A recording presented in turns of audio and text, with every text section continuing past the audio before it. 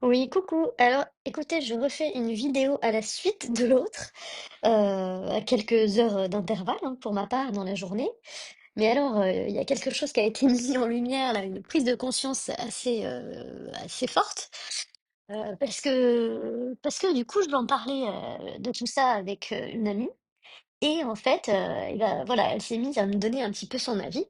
Et sur la situation, mais enfin, en fait, elle me dit juste, «Fais attention si tu le revois, prends soin de toi, heu, est-ce que tu as conscience que» oh non, au début, elle m'a pas dit ça, pas, «Prends soin de toi, fais attention», elle m'a dit: «Est-ce que tu as conscience que tu es en train de repartir exactement, comme avant, avec monsieur militaire», en gros. Que, tu veux aller le voir, que, et elle dit, «Tu dit que c'était complètement terminé, que machin», enfin, vous voyez le genre de truc. Et c'est parti un peu en vrille, en fait, où je lui dis: «Mais non, j'ai besoin de le voir parce que j'ai besoin de discuter avec lui, de voilà, j'ai fait la rupture par SMS, là, j'ai besoin de le voir, il faut c'est humain, enfin, c'est même, sain de pouvoir ranger les choses, dans ma tête, pour voir ce qui se passe, pour même par rapport à l'histoire avec la fille, du coup, tu vois?»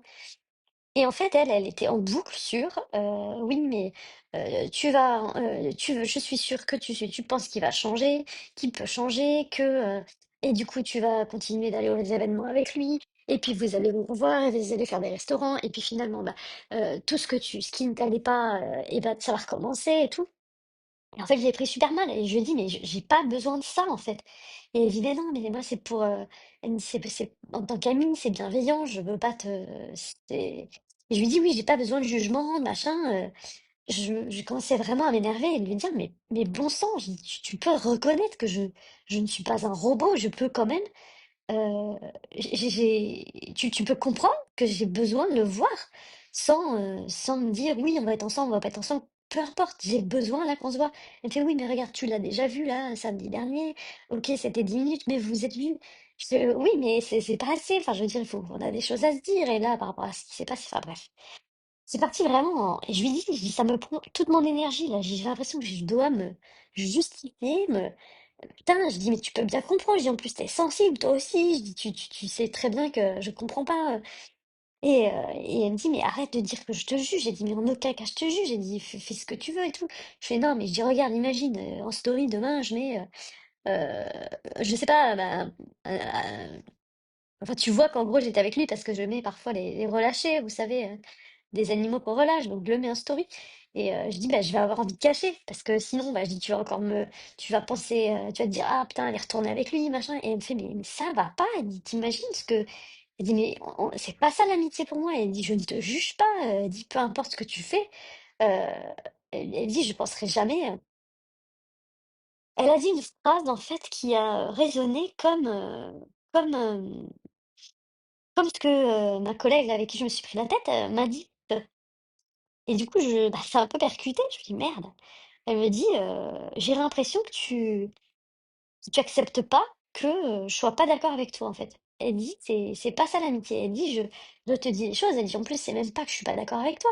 Elle dit: C'est juste que je te dis de faire attention». Et je lui dis: «Mais j'ai pas besoin que tu me dises que de faire attention». Je dis: Je sais très bien, je suis complètement consciente de ce qui se passe». Je dis: «Moi-même, ça me perturbe parce que j'ai peur de retomber aussi, de» tu vois? Je suis consciente, mais je dis là, actuellement, j'ai besoin de le voir pour voir ce qui se passera. Et donc voilà, je lui dis: «J'avais juste besoin que tu me dises: "OK, j'entends ce que tu dis, je te comprends, c'est normal", et point». Et en fait, je me suis rendu compte qu'effectivement, j'en parle à mes amis, tout ça, et qu'à chaque fois, en fait, dès qu'ils commencent à analyser, ça me gonfle. Parce que et j'ai réalisé que c'est pas ça que j'ai envie, moi. C'est pas j'ai pas envie d'analyser, j'ai pas envie qu'on analyse, à part ma psy, bien sûr, mais j'ai juste besoin que tu m'entendes, en fait, que tu entendes ma douleur, que tu entendes ce dont j'ai besoin. Et là, je lui disais: «J'ai l'impression que je crie, j'ai l'impression que tu ne m'entends pas, quoi». Enfin, que la seule chose qui t'intéresse, c'est, en gros, allez, passe à autre chose, et voilà. Et je dis: «Je suis pas, c'est pas un automate, ouais, je c'est pas, tout blanc, tout noir comme ça, dans mon cœur, enfin». Et donc ouais, elle s'énerve, elle me dit: «Non mais je comprends pas, tu comprends vraiment pas ce que je veux te dire et tout, c'est bizarre, enfin». Et puis vraiment, oui, c'est cette phrase qu'elle m'a dit, je me suis dit: «Oh merde, ça vient vraiment toucher un truc». Donc j'ai réfléchi. Je me dis: «Mais qu'est-ce qui a pu se passer pour que j'ai besoin comme ça de qu'on reconnaisse en fait ma douleur?» Vous voyez? Qu'on reconnaisse ce que je vis, qu'on reconnaisse, et donc bon, bah, c'est revenu très rapidement, hein. C'était quand j'étais, ado. Mes parents, bah, j'avais 15 ans donc, et mes parents ont divorcé, et donc tout s'est cassé la gueule, bon, bah, assez soudainement d'ailleurs, et du coup, bah, j'ai perdu la maison, j'ai perdu, enfin, tout mon cocon, toute ma sécurité affective que j'avais, et j'avais une enfance géniale, elle s'est vraiment écroulée, effondrée d'un coup. Et en fait, j'étais au collège en troisième, et puis, bah, je suis tombée en dépression. Donc du coup, j'avais des médicaments, j'étais vraiment dans une grosse dépression. Je rentrais chez moi, j'avais des migraines absolument horribles, j'étais un légume, je pouvais plus rien faire. J'avais comment ça s'appelle? Des effets secondaires, vraiment costauds. Je pouvais plus lever les bras, je pouvais plus lever les jambes.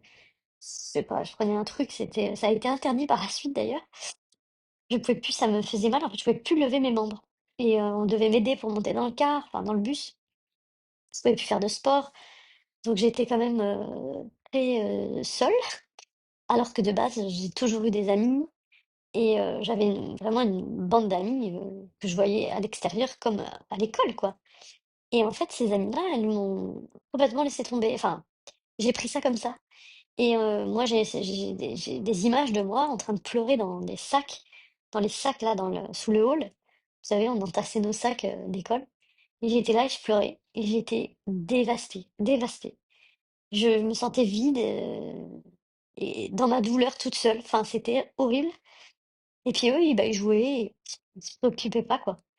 Et du coup, moi, après, je les suivais pour aller manger, vous voyez, bah, comme un zombie.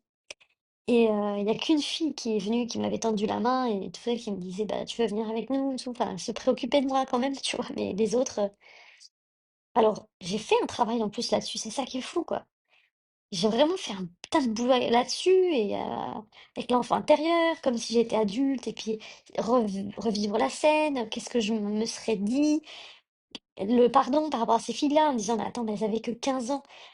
Gérer, leur amie qui est en dépression, qui pleure tout le temps, bah, en fait, c'est pas facile, même à nos âges, donc à 15 ans, tu tu vois? Hem, donc voilà, j'ai fait tout ça, et en fait, là, mais ça m'est revenu à la tronche, quoi.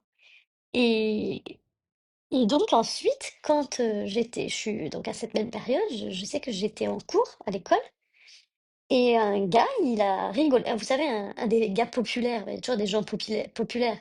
Et moi, comme j'avais pas confiance en moi, bah, je me sentais un petit peu nullasse. Bien que j'étais, la meilleure de la classe, tu vois? Mais en tant que popularité, voilà, je me sentais pas populaire du tout, et donc un jour, je pleurais, je pleurais, je pleurais un lundi matin. J'arrivais pas, quoi, dès le matin, quoi, 9 heures, parce que quand tu es en dépression, bah, tu contrôles absolument rien. Enfin, tu fais que pleurer, c'est horrible. Je sais même pas pourquoi, et ce gars, il a rigolé, et il a dit, «Oh, elle, fait pleurer pour ses parents». En fait, il s'est foutu de ma gueule, et du coup, ça m'a tellement marqué, tellement je me suis dit: «Mais alors, il faut pas que tu montres que tu es triste, et c'est pas normal de pleurer pour tes parents, et en fait, là, c'est la honte. Tu es en train de chialer pour tes parents, tu es au collège, là, c'est la honte», et bah, du coup, en fait, voilà, c'était, non, ne pas reconnaître ce que j'étais en train de vivre, quoi. Et en fait, je pense que ça a été un gros trauma, parce qu'aujourd'hui, c'est ça, en fait. Et quand je vois par rapport au chat là que j'ai perdu, vous savez, j'ai eu besoin de lui faire un énorme hommage, une énorme vidéo, sur les réseaux avec, l'émotion, tout l'amour que je portais, et les gens, ça les a énormément touchés. Enfin, tout le monde m'a dit: «Mais nous, c'est comme si c'était notre chat tellement on a suivi ces histoires», et en fait, j'avais besoin qu'ils reconnaissent ma douleur, vous voyez? Qu'ils ressentent ce qu'il y avait, quoi. Et du coup, ma collègue, là, le fait que, bah, quand, on a clashé et que je vous dis, je me suis retrouvée, enfin, je sais plus si je vous ai dit, mais je me suis retrouvée dans le bureau avec elle, à m'effondrer pour mon chat. Elle savait très bien que c'était comme mon gamin, quoi, hein. Moi, j'ai pas d'enfant, donc c'est comme mes enfants, les chats. Elle a pas du tout réagi. Elle savait ce qui se passait, et ben, là, c'est pareil. Pour moi, c'est vraiment la enfin, elle a pas reconnu, quoi. Elle a pas reconnu alors que c'est une personne qui est très importante pour moi et c'était nécessaire pour moi et primordial qu'elle reconnaisse, oui. Donc voilà, j'ai pris conscience de ça tout à l'heure, hein, à travers beaucoup de larmes d'ailleurs, c'est monté, enfin il y a plein de choses qui sont ressorties quoi, en me disant: mais bon sang, ça vient de là quoi, ce truc de toujours besoin, et c'est pour ça que je vous le répète d'ailleurs tout le temps, de dire, me ne m'envoyez pas des commentaires méchants, vous ne m vous voyez, quand je vous dis, en gros, si c'est positif, ça va, mais en gros, j'ai pas besoin je dis toujours: «J'ai pas besoin de leçons ou de c'est pas de leçons, c'est juste qu'en fait, cette chaîne-là, je l'ai faite parce que j'étais vraiment pas bien et que de parler, de déposer ça et bah, effectivement, d'autres gens, se reconnaissent et le fait que d'autres gens se reconnaissent, ça me fait du bien, j'avoue, parce que ben, on reconnaît ma douleur et qu'en fait, le fait que quand vous m'écrivez, «Je suis en train de vivre exactement pareil» ou «Je ressens exactement comme toi», bah, ça me fait du bien parce que je me dis: «Putain, bah, voilà, c'est pour ça que je fais cette chaîne et que ça m'apporte» parce que ça me soigne en même temps. Mais en fait, ouais, j'ai mis la main sur un gros truc, je pense, donc ça tombe très bien ma séance de psy qui est donc demain. Je vais lui en parler parce que je vais lui dire: «Pour moi, j'avais travaillé dessus, donc pourquoi c'est encore ancré comme ça?» Elle va avoir sûrement une autre, façon de faire et puis je demandais, tu sais, je demandais à ChatGPT, je racontais un peu, tout ça et je disais: «Mais selon toi, c'est quoi comme blessure là qui est en train de ressortir?» et il dit, «Bah, c'est rejet, injustice». Alors je dis: «Putain, bah, voilà, je voulais justement travailler l'injustice, ça c'est tellement le plus gros avec ma psy demain» et il dit: «Bah, moi, il me manque de reconnaissance, en gros, la dévalorisation des émotions que j'ai eues quand j'étais petite quoi, qui causent des traumas, en fait». Effectivement, quand j'étais jeune et que j'ai vécu tout ça, on m'a pas aidée, c'était pas encore, voilà, comme aujourd'hui où justement on fait voir les gamins dès qu'il y a un truc qui va pas, on les emmène, voir, des psys, la médecine douce, des choses. Bon, bah, moi, à mon époque, c'était pas trop encore ça. Ils m'ont envoyé voir, enfin, j'ai fait une séance de psy, une et bon, bah, elle était nulle, c'est de ce dont je m'en souviens, c'est que en gros, elle m'écoutait, elle me parlait pas. Et puis elle faisait que de se lever pour aller à la porte ou répondre au téléphone, je sais pas ce qu'elle foutait. Donc en gros, elle était pas là, quoi. C'était, complètement, pourri. J'ai aucune, donc voilà, j'avais cette image-là des psys et après, bah, voilà, j'ai pas été en revoir, hein. Pour mes migraines, je me suis fait aider par, une magnétiseuse qui m'a énormément aidée. Incroyable cette femme. Elle guérissait mon foie, elle disait: «C'est mon foie qui est malade», mais bon, c'était la dépression malgré tout. Mais en tout cas, elle m'a vraiment soulagée, de mes migraines. Et puis voilà, bah, donc je voulais vous partager ça. Pour, voilà, ça explique peut-être enfin, ça permet, voilà, encore peut-être que ça va,